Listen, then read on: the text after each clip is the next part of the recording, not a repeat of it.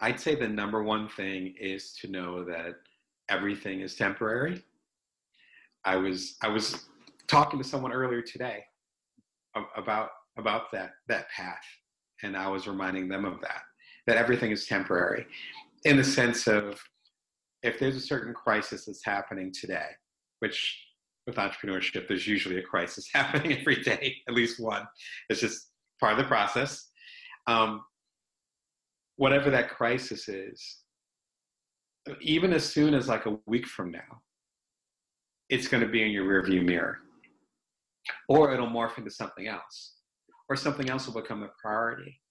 So the reason why I say that isn't to say you're not really dealing with a crisis, or that you should, you shouldn't feel a certain way about it and you should be casual about it, but more to understand that whatever you're dealing with, deal with it the best way that you can.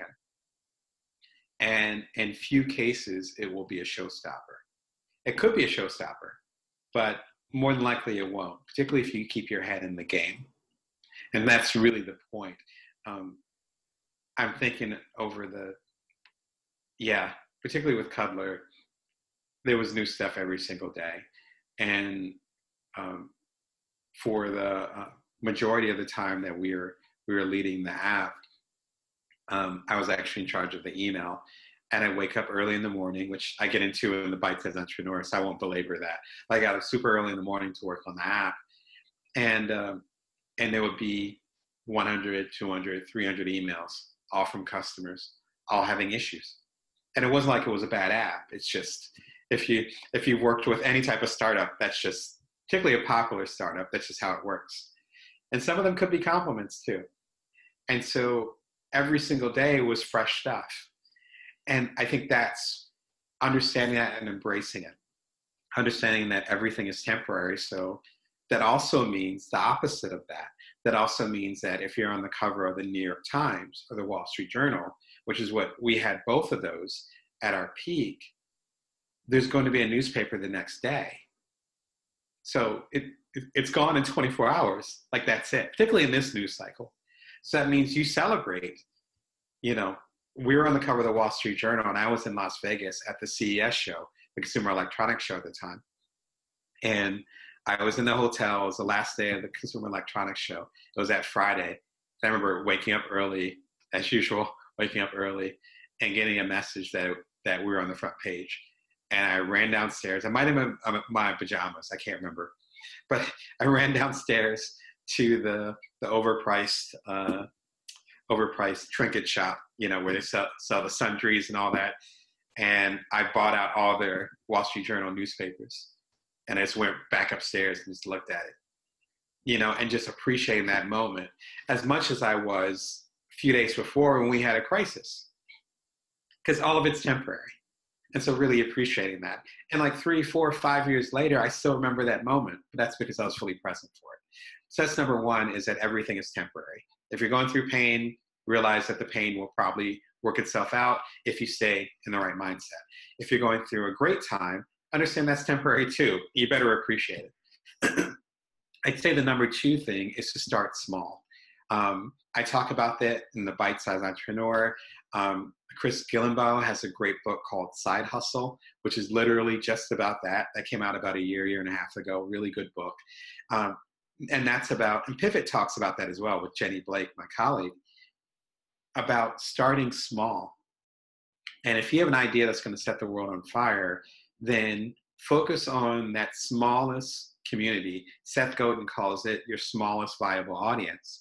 That doesn't mean that doesn't mean that you try to make, as few people use your product as possible. It means focus on the people that are really going to care about it and expand quickly. Again, with Cuddler, how many people want to connect with strangers to have a hug? We didn't know. And from my research, I thought it was a nice group, but I didn't know it was going to be, at our peak, we had 250,000 users or so. I didn't know it was going to be 250,000 people, but we focused on the people that we knew wanted to connect with other people for hugs.